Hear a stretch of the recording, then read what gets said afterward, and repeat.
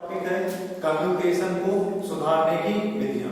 ठीक, हम कम्युनिकेशन को कैसे सुधार देंगे उसके बारे में बताएंगे, क्योंकि कम्युनिकेशन के कारण क्या होती थी, हमारे जो वेसल होती थी उस पे क्या होती थी, स्पार्किंग होती थी। और ये किसके कारण होता था, रिएक्टेंस वोल्टेज के कारण होता था। अगर हम उस रिएक्टेंस वोल्टेज को क्या करते, समाप्त कर दें, तो हमारा कम्युनिकेशन क्या हो जाएगा, स्मूथ कम्युनिकेशन हो जाएगा और बुशों पे स्पार्किंग कम हो जाएगा। अगर बुशों पे स्पार्किंग होगी तो हमारे आर्मेचर कॉइल के बीच में क्या होता है, इंसुलेशन होता है।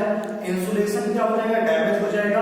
और अगर इंसुलेशन डैमेज हो जाएगा तो वाइंडिंग्स एक दूसरे से क्या हो जाएगी, टच हो जाएगी, जिससे शॉर्ट सर्किट हो जाएगा और हमारी मशीन क्या हो जाएगी, जल जाएगी। इस समस्याओं से बचने के लिए हम क्या करते हैं, कम्युनिकेशन को इम्प्रूव करते हैं या कम्युनिकेशन को क्या करते हैं, सुधारते हैं। तो कम्युनिकेशन के सुधारने की निम्न विधियां हैं। तो कम्युनिकेशन के सुधारने की निम्न विधियां हैं। पहला क्या है, ईएमएफ कम्युनिकेशन विधि, जिसे कहते हैं प्रेरित विद्युत वाहक बल कम्युनिकेशन विधि। दूसरा क्या है हमारा, रेजिस्टेंस कम्युनिकेशन विधि यानी प्रतिरोध कम्युनिकेशन विधि। तो पहली विधि को बता रहे हैं।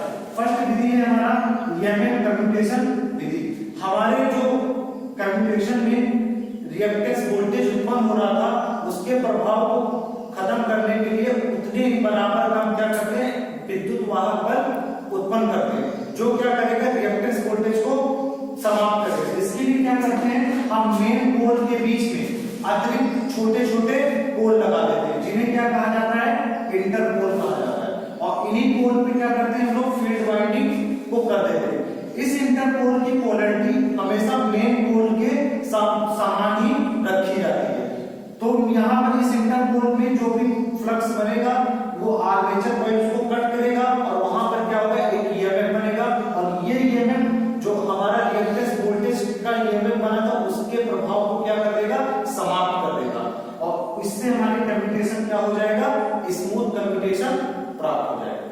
दूसरा, ये छोटे छोटे पोल हम लोग क्या करते हैं, मेन पोल के बीच में रखते हैं और इसकी जो पोलैरिटी होती है ये मेन पोल के समान रखते हैं और इसे आर्मेचर के सीरीज कलर में जोड़ा जाता है। दूसरा क्या है, रेजिस्टेंस कम्युनिकेशन मेथड। इसमें क्या करते हैं, कार्बन ब्रूस का प्रयोग करते हैं जो क्या रहे, हाई रेजिस्टिव रहे, मतलब जिसका प्रतिरोध क्या हो, उच्च हो। प्रतिरोध का क्या है, धारा के मान में विरोध उत्पन्न करना या धारा के मान को कम करना। तो यहाँ पर क्या करते हैं, ये हमारी कॉइल्स है, कॉइल ए, कॉइल बी, कॉइल सी। यहाँ पे हमने जो ब्रश यूज किया वो high carbon resistance carbon Bruce का उपयोग किया।